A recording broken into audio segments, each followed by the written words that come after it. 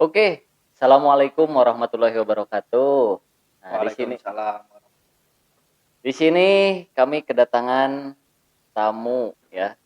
Ini siapa lagi kalau bukan Kang LHR, Lutfi Hijbar Rusyidia. Assalamualaikum warahmatullahi wabarakatuh. Oke, salam-salam kepada semuanya ya, penonton setia yang sudah subscribe maupun yang belum subscribe dulu di Pemuda Milenial. Oke, apa kabar Kang Lutfi? Kabar baik, Kang Haji. Aduh, Eh, long time no see you. Ini sahabat karib saya dari sejak dulu zaman SMP tahun berapa Kang Lutfi ya? Tahun berapa ya? 2004 kalau nggak salah. 2004. 2004, 2007 lah ya. 2007. Kita 2007. kita terpisahkan karena masalah ya. Oh, Pekerjaannya kita apa namanya disetrap gitu kan ya. Karena jalan belakang terus. Maka sekarang alhamdulillah benar. ini sudah ketemu dengan Kang Haji ini. Iya, alhamdulillah ya. Kita dulu pas waktu zaman SMP itu tahun 2007 keluar itu, waktu itu saya langsung ke Bandung Kang Lutfi. Iya. Ke Bandung, sekolah di sana, dan kemudian udah lulus SMA, kembali lagi ke Tasik, kuliah di Unsil. Di Unsil saya berapa tahun? S1 di Unsil, S2 juga di Unsil. Sama, Kalau kan Lutfi? saya juga kan dulu terpisah karena kasus, karena masalah ya kasusnya maksudnya nggak se ekstrim masalah besar ya, kasus anak-anak seusianya lah pada waktu itu kan. Nah dulu kan ada beberapa orang ya termasuk saya sama sama Pak Haji ya. Jadi posisinya Pak Haji dikirim ke Bandung, saya juga dikirim ke pesantren. Gitu. Sama-sama anak pesantren sama ya lah. Anak pesantren. Sekarang ketemu lagi. Ingat kita nostalgia dulu sebentar ya, zaman dahulu. Dulu kita itu sering sekali sama kepala sekolah. Waktu itu kepala sekolahnya Ibu Hajah Cucu ya, almarhum Ibu Hajah Cucu ya. Waktu itu kita, wah zaman-zamannya ya anak-anak lah gitu ya, sebutnya anak-anak gitu, dipanggil, disetrap malah. Ingat zaman dahulu itu kalau kita kesiangan itu selalu lewat-lewat lewat belakang, lewat belakang hawu. Ingat juga kalau jadi kan dulu udah tahu nih kita kesiangan berangkat jam 8 dari sini, dari ke sana kan pasti gerbang ditutup ya. Iya. Jadi dulu buka ram kawatnya lewat hawu ya. Itu. Dan alhamdulillah kita dipertemukan, bahkan di Pileg juga kita waktu itu berbarengan terus ya kalau iya, ya. Berbarengan terus. Sampai hari ini juga kan, karena sebenarnya meskipun kita di via udara komunikasi, tapi kalau di darat kan memang jarang ya. Jadi ya sekalinya kita kan bisa berbagi inspirasi terhadap kawan-kawan. Karena pada hari ini, pada waktu ini ya mungkin kawan-kawan yang lain juga tidak tahu keberadaannya di mana, tetapi minimal sekarang kan apalagi zaman corona, via udara, via dunia maya, via YouTube, Zoom Meeting, Microsoft Teams dan sebagainya. Jadi bisa kita menyapa di sini, berbagi cerita saja, berbagi cerita, berbagi pengalaman. Iya, benar. Nah, kalau zaman dahulu kita itu dipisahkan oleh waktu karena mencari ilmu gitu kan ya, ceritanya benar, gitu. Nah, sekarang dipertemukan lagi, terjun ke masyarakat, dipertemukan lagi, berbarengan terus sebetulnya kita itu ya. Barang-barang gitu. Terus. Dan alhamdulillah sekarang Kang Lutfi ini sudah jadi ketua PRKI Indonesia. Waktu itu dulu juga pas waktu PRKT ya. PRKT kita bareng-bareng juga ya, bareng-bareng juga. Udah PRKI sekarang bareng-bareng lagi terus gitu. Alhamdulillah. Dan ini Kang Lutfi itu adalah sosok pemuda yang dikagumi oleh kaum milenial sebetulnya itu. Kenapa? Karena saya itu waktu pileg zaman dahulu itu berbarengan sama Kang Lutfi, dan alhamdulillah orang-orang di sekitar khususnya kaum milenial gitu ya, khususnya kaum milenial itu sangat suka, dicintai. Bahkan waktu pas saya mengecek ke lapangan, justru orang-orang yang anak muda gitu, kaum milenial itu yang paling banyak memilih Kang Lutfi itu waktu dulu itu seperti itu. Iya, karena memang dulu tujuannya kan awalnya juga apa sih namanya mendengar aspirasi saja. Jadi pada waktu itu kan saya baru beres kuliah studi Strata 2 S2 di UGM. saya mau lanjut ke luar negeri S3, tapi karena ada panggilan jiwa, apalagi itu panjang ceritanya kalau panjang apalagi sekali. Kan dulu saya juga sempat pernah tinggal di daerah pelosok lah, di daerah yang memang bagi saya mungkin sudah jadi second home. Daerah di salah satu desa. Jadi saya tidak bisa menolak. Yang penting prinsip saya khairunas anfa'uhum linnas. Sebaik-baik manusia ialah orang yang bermanfaat. Jadi mau jadi politisi, mau jadi pengusaha, prinsipnya tetap ke sana. Ya, benar.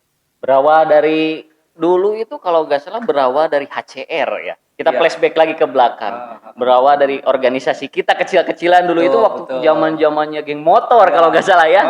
Kita bikin grup HCR namanya itu Hardcore Reader ya kalau nggak salah. Cuman ada teman, salah satu teman Ripan kalau nggak salah itu diplesetin gitu. Jadi apa namanya? Jadi disensor gitu ya. Gitu, aduh. Tapi saya rubah lagi jadi harus cinta Rasulullah. Nah, itu. Saya ingat pas waktu dirubah nama jadi harus cinta Rasulullah itu ketika dipanggil sama guru bahasa Indonesia. Benar kan? Iya, benar. Itu saya sangat ingat sampai sekarang itu soal itu. Nah, sebetulnya saya ingin bertanya nih Kang Lutfi ya. Siap. Untuk kedepannya itu kita kan melangkah itu masih luas gitu kan. Iya. Nah, ini bagaimana kisi-kisi perubahan dalam kehidupan hingga seperti ini, Kang Lutfi itu? Ya, jadi ini sekedar sharing. Jadi saya dulu juga pernah sampaikan. Kalau misalkan ada yang tanya, Kang, dulu Kang Lutfi dengan gerombolannya itu bisa dibilang anak nakal gitu kan. Tapi bagi saya sendiri, saya mengakui karena itu bagian dari proses. Tapi perubahan itu kan tidak bisa instan. Jadi memang harus ada proses. Dan saya nikmati proses itu. Tapi saya yakin, hakul yakin bahkan suatu saat orang yang memang dianggap orang nakal, orang misalkan tidak benar, orang gagal dan sebagainya, suatu saat mereka akan membuktikan juga. Jadi kisi-kisi sebenarnya adalah satu, istiqomah. Kalau kata slang, jangan kurang ajar sama mboe aja, jangan kurang ajar sama ibu gitu kan. Minta doanya terus jangan lupa ke yatim, jangan lupa sodako. Yang penting yang tadi prinsipnya khairunas anfa'uhum linnas. Karena memang kalau misalkan kita harus mengkaji lebih dalam lagi, sebenarnya kita banyak yang harus disyukuri gitu Kang Haji. Karena saya selalu berpikir gini, ini untuk acuan hidup saya. Kisi-kisinya saya selalu banyak bersyukur. Ketika orang lain misalkan orang lain punya motor, saya selalu berpikir lebih rendah lagi. Mereka tidak punya motor tapi pakai sepeda. Saya lebih rendah lagi, mereka jalan kaki tidak pakai sepeda. Kalau saya harus, wah ini Haji Husni punya Lamborghini, saya sampai gila juga kan kalau misalkan belum sanggup karena saya perspektifnya itu atas high class tanpa melihat kondisi ya kalau kata orang tua mah bakal digeleduk gitu kan. Bakal terjadi hal yang tidak diinginkan karena memang posisinya itu kita harus tahu diri gitu kan. Jadi tidak ada proses, tidak ada keberhasilan yang mengkhianati proses. Jadi semuanya butuh proses.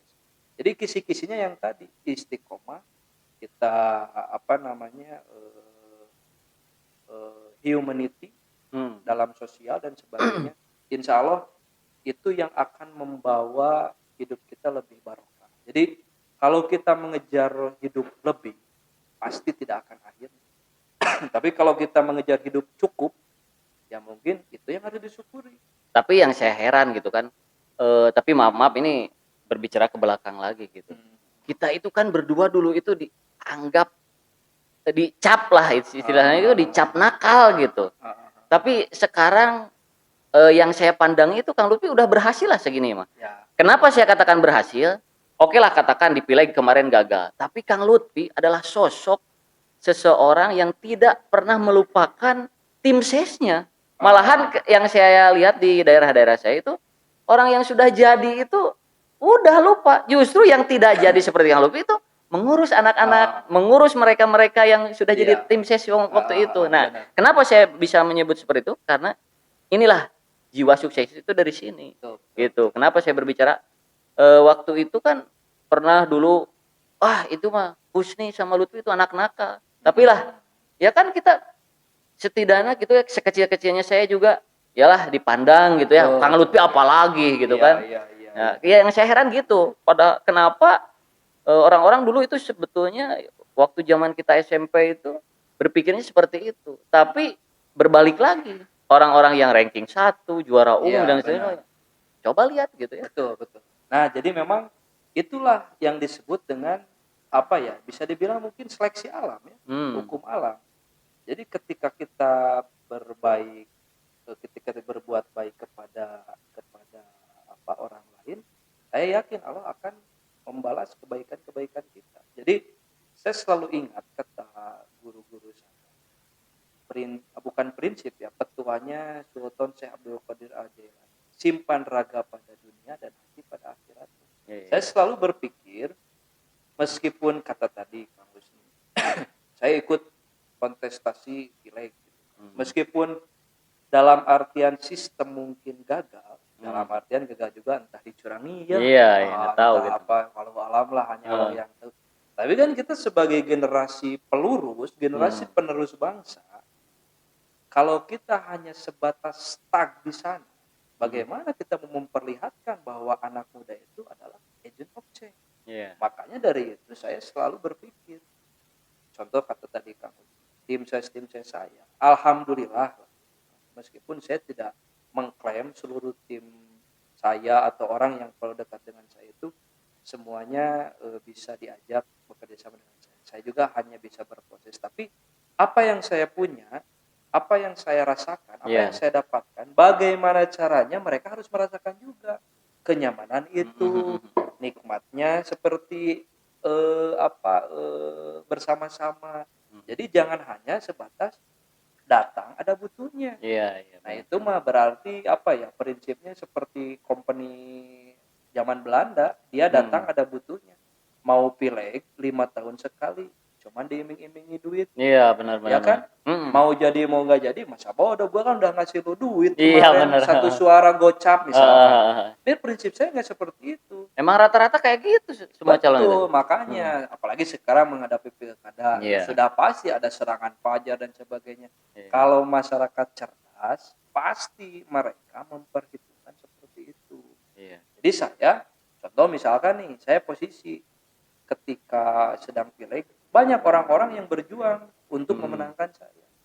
Karena saya jujur saja bukan tidak memberi, mereka saya ajak untuk berjuang bersama, dalam artian berjihad di konstitusi, di politik, karena ingin memperbaiki mereka juga.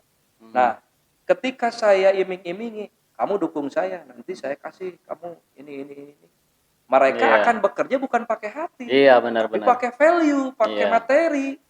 Udahlah, gua ikut ke Kang Lutfi aja nih, karena apa? Lumayan, satu kali gerak pasang banner 100.000 misalkan kan, pasti kayak gitu. Nah makanya saya seleksi juga orang yang ikut berjuang dulu dengan saya sukseskan juga hari ini. Dan memang terbukti, saya membuktikan meskipun tidak 100%, tapi saya ingin memberikan politik yang dewasa, demokrasi yang dewasa, demokrasi yang Pancasila kalau kata slang ya. Bagaimana caranya menyikapi misalkan perhelatan pemilu, pemilihan legislatif, pilpres, pilkada dan sebagainya. Jadi ada sosok, ada tokoh yang memang harusnya dilihat bukan karena materi, tapi karena keinginannya untuk memajukan daerah. Alhasil, kalau misalkan mereka hanya sebatas berbicara tentang value, ya mungkin 5 tahun ke depan di nol. Pasti si calon-calon berpikir, ngapain gua harus bangun jalan? Misalkan nih di Cikusa, orang gua aja habis miliaran, ratusan juta. Benar. Sekarang waktunya 5 tahun ke depan saya mau balik modal dulu aja kalau gitu. Pasti kan kayak gitu. Nah, jadi saya tidak berpikir seperti itu. Nah, ketika saya ada sekarang, bukan dalam artian ada, bagaimana caranya saya menjadi orang yang bermanfaat aja. Gitu, Pak Haji. Mantap. Nah, ini kan berbicara sekarang, kalau menurut saya ini Kang Lutfi udah di atas nih sekarang ya. Nah, bagaimana tantangan yang dihadapi untuk sekarang ini kalau yang jelas tantangannya wah luar biasa gitu ya. Tantangannya itu apa? Tantangannya ada dari apa ya? Tony Rojim banyak lah gitu. Maksudnya namanya orang bukan orang sukses ya apa ya? Takutnya persepsinya salah. Jadi saya tidak mengklaim saya sukses, tetapi ketika menghadapi proses, mengikuti proses kesuksesan itu, otomatis ada tantangan. Tantangannya misalkan ketika saya jatuh, kalau misalkan saya hanya terdiam, tidak bangun lagi, berarti saya sudah kalah dengan tantangan. Sudah kalah dengan challenge. Nah, tantangan yang paling besar sebenarnya yang melawan hawa nafsu saja. Hawa nafsu dalam artian gini ya, misalkan yang tadi harus banyak bersyukur lah. Syukurannya itu banyak gitu Pak Haji. Jadi tidak hanya sebatas materi, bukan. Tidak sebatas materi. Misalkan yang kayak tadi, saya baru punya motor CB nih. Susah nih kalau pengen sama Ninja gitu kan. Ya udahlah, yang ada dulu aja lah CB. Nah itu mungkin syukuran dalam artian syukuran di tantangannya itu banyak bersyukur intinya. Gitu. Siap. Satu pertanyaan lagi terakhir ya. Apakah tahun 2024 Kang Lutfi ini mau nyalon lagi apa tidak? Ini pertanyaannya ini menjebak nih kayak ada di Corbusier aja ini nanyanya ini Pak Haji ini. Ya udah gini aja. Nanti kita part 2, oke? Part 2 aja. Dan nanti harus dijelaskan gitu ya bagaimana PRKI dan pertanyaan yang kedua itu Kang Lutfi mau nyalon lagi apa tidak ini 2024? Karena ini suara Kang Lutfi sekarang makin besar gitu ya. Nah, jadi di lapangan ya. Di lapangan saya cross check langsung itu ke lapangan saya karena kan di lapangan khusus di Dapil 1 apalagi gitu kan. Nah, ini pertanyaan saya itu jawab di part 2, oke? Siap. Jangan lupa nanti saya kasih linknya di bawah ini ya. Subscribe channel Pemuda Milenial dan juga subscribe ini channel Kang Lutfi LHR Official. Nanti saya linknya akan simpan di deskripsi ya di sini. Di sini boleh nanti LHR Official ya di sini akan ada nanti muncul dan nanti di deskripsi akan saya cantumkan linknya. Jangan lupa like, komen dan subscribe. Kita nanti bertemu di part 2 ya Kang Lutfi. Oke. Siap.